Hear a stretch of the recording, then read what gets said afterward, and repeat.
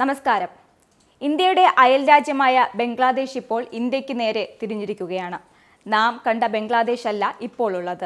ചരിത്രത്തിന് നേരെ കണ്ണടച്ച് അതിനെ വളച്ചൊടിച്ച് ആരൊക്കെയോ തൃപ്തിപ്പെടുത്താനുള്ള നെട്ടോട്ടത്തിലാണ് ബംഗ്ലാദേശ് ഇന്ന്. എക്കാലവും ഊടിലും ഉറക്കത്തിലും കടപ്പെടേണ്ട ഇന്ത്യ മഹാരാജ്യത്തോടാണ് ഇന്നവർ ശീതസമരം നടത്തുന്നത്.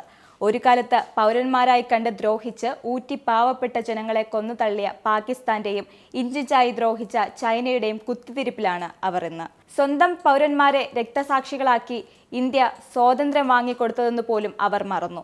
അതിന്റെ ഭാഗമായാണ് പതിയെ ബംഗ്ലാദേശ് പെട്ടെന്നൊരു ദിവസം പൊട്ടിമുളച്ച മഹാരാജ്യമാണ് തങ്ങളെന്ന രീതിയിൽ കാര്യങ്ങൾ നീക്കുന്നത്.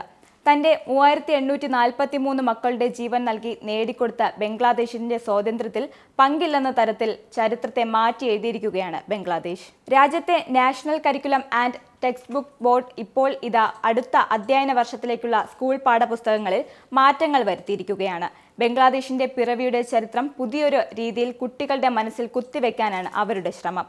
ബംഗ്ലാദേശിന്റെ വിമോചന സമരത്തിൽ രാഷ്ട്രപിതാവായിരുന്ന ഷെയ്ഖ് മുജിബുർ റഹ്മാന്റെ പങ്കിനെ പുതിയ സിലബസിൽ വെട്ടിക്കുറച്ചിരിക്കുന്നു.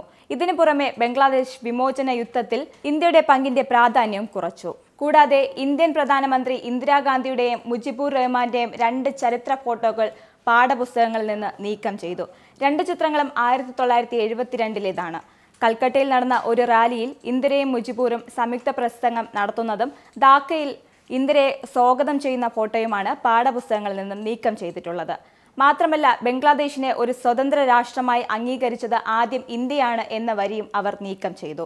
ഇവ കൂടാതെ മുജിബുറിന്റെ പൈതൃകമായും ഇന്ത്യയുടെ അടിച്ചേൽപ്പിക്കലായും അവാമി ലീഗിന്റെ വിമർശകർ കാണുന്ന ദേശീയ പതാകയും ദേശീയ ഗാനവും പാഠപുസ്തകങ്ങളുടെ മുൻ പേജുകളിൽ നിന്ന് പിന്നിലേക്ക് മാറ്റി. കുട്ടികളുടെ ശ്രദ്ധ ആകർഷിക്കുന്ന ചിത്രങ്ങൾ തന്നെ മുൻ കവറുകളിൽ ഉണ്ടായിരിക്കണമെന്ന് അവർ കരുതി. അതുകൊണ്ടാണ് പിന്നിലേക്ക് മാറ്റിയത്. അവ പൂർണ്ണമായും നീക്കം ചെയ്യണമോ എന്ന് തങ്ങൾ പിന്നീട് തീരുമാനിക്കുമെന്നാണ് പാഠപുസ്തക പരിഷ്കർത്താക്കൾ പറയുന്നത്.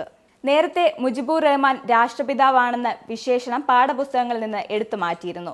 ബംഗ്ലാദേശ് 1971-ൽ സിയാവുർ റഹ്മാൻ ആണ് രാജ്യത്തിന്റെ സ്വാതന്ത്ര്യം പ്രഖ്യാപിച്ചതെന്ന് തിരുത്തിയിരുന്നു.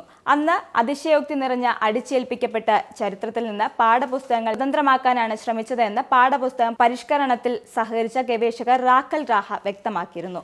പാകിസ്ഥാൻ പട്ടാളം അറസ്റ്റ് ചെയ്ത ഷെയ്ഖ് മുജിബുർ റഹ്മാൻ കമ്പിയില്ലാ കമ്പി വഴി സ്വാതന്ത്ര്യ പ്രഖ്യാപന സന്ദേശം അയച്ചു എന്നത് വസ്തുതാധിഷ്ഠിത വിവരമല്ലെന്ന് കണ്ടെത്തിയതിനാലാണ് നീക്കിയതെന്നും ഇയാൾ ന്യായീകരിച്ചിരുന്നു.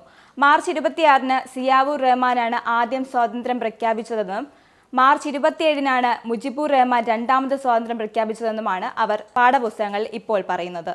അതുപോലെ തന്നെ ഈ കഴിഞ്ഞ ബംഗ്ലാദേശ് സ്വാതന്ത്ര്യ ദിനത്തിൽ ഈ വിജയത്തിൽ ഇന്ത്യ ഒരു സഖ്യകക്ഷിയായിരുന്നു. അതിൽ കൂടുതലൊന്നും ഇല്ലെന്ന് ഇടക്കാല സർക്കാരിന് നേതൃത്വം നൽകുന്ന മുഹമ്മദ് യൂനുസിന്റെ ഉപദേശകൻ പരസ്യമായി പറഞ്ഞിരുന്നു. സംഭവം ചർച്ചയായെങ്കിലും ഉപദേശകനെ തിരുത്താനോ ക്ഷമാപണം നടത്താനോ തയ്യാറാകാതെ ഇതാണ് തങ്ങളുടെ അഭിപ്രായം എന്ന കണക്കെ ബംഗ്ലാദേശ് മൗനം പാലിക്കുകയായിരുന്നു. നിങ്ങൾക്കും ആനന്ദ മീഡിയയുടെ പ്രേക്ഷകരിൽ ഒരാളാകണ്ടേ? യൂറോപ്പിലും US-ലും ആഫ്രിക്കയിലും അടക്കം പ്രവാസികൾ ഉള്ളയിടങ്ങളിലൊക്കെ ജനപ്രിയ ചാനലുമായി ആനന്ദ് മീഡിയ ഒപ്പമുണ്ട്. ഏഷ്യാനെറ്റ് ഫ്ലവേഴ്സ് അടക്കം നിങ്ങളുടെ വിരൽത്തുമ്പിലെത്തും.